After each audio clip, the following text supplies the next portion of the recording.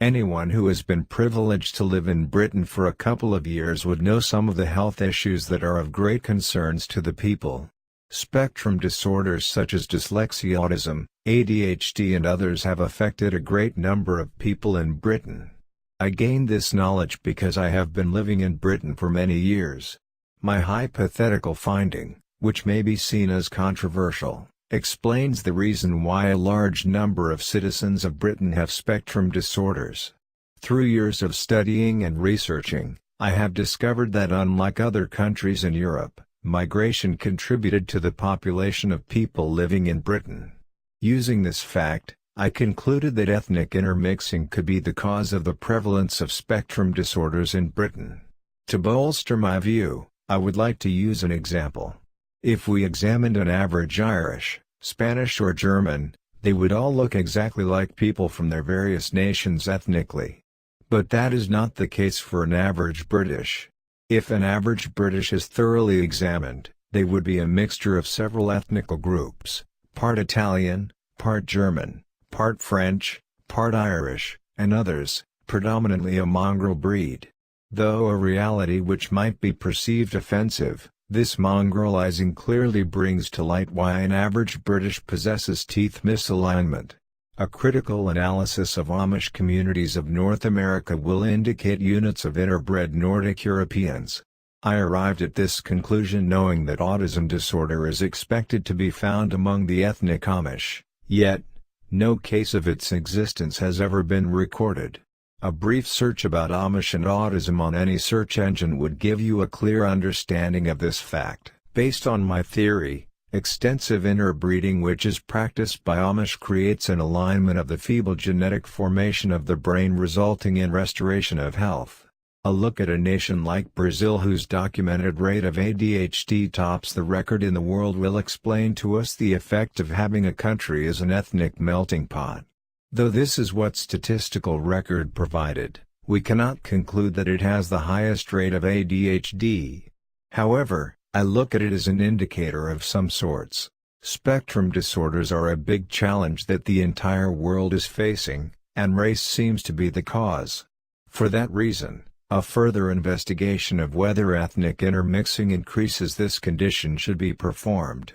In the near future, spectrum disorders will eventually surge in nations like Brazil and Britain that give rooms to ethnic intermixing.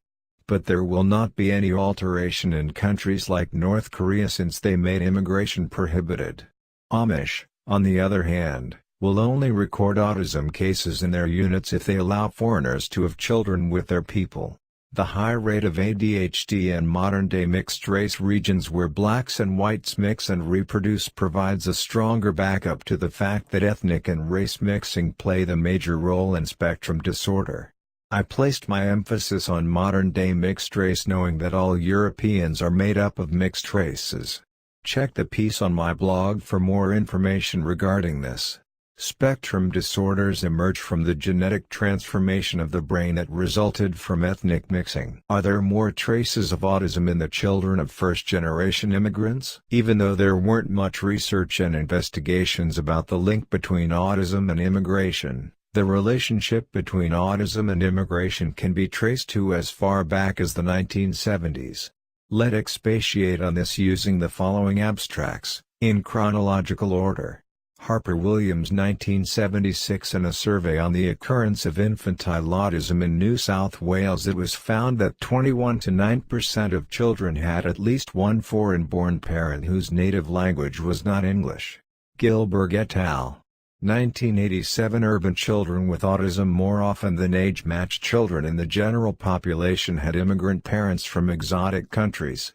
Gilberg 1996. 15 of these children, 27%, were born to parents, at least one of whom had migrated to Sweden. Bernard Opitz et al. 2001. Discussion focuses on possible risk factors and psychosocial adversities for autism, such as a high frequency of caregivers who are foreign maids, the use of multiple languages and the high level of punitive educational practices. Lauritsen et al. 2005. An increased relative risk of 1.4 was found if the mother was born outside Europe and in children of parents who were born in different countries. Mainberg and Veith 2006. The risk of infantile autism was increased for mothers aged more than 35 years, with foreign citizenship, and mothers who used medicine during pregnancy. Klevzon et al. 2007. The parental characteristics associated with an increased risk of autism and autism spectrum disorders included advanced maternal age, advanced paternal age, and maternal place of birth outside Europe or North America. There are reports along these lines from Canada as well. In fact, this was discussed in Interverbal's discussion of critiques of Fambon et al. 2006. To further proceed, there is a need that we ascertain if a real phenomenon is supporting these findings or just artifact. Can we prove the existence of the apparent association? If an association is proven to exist, can it be explained? There are lots of speculations which we'll discover in the abstracts. Some of the ideas will provide answers to the questions we couldn't answer earlier, while some speculations may be seen as a mere objective conclusion by some readers. Finding these types of rationalization in old papers shouldn't come as a shock to us. If I were to make my assumptions using recent ideas, I would say that we should look into maternal stress at some point in gestation. See Kinney et al. 2008.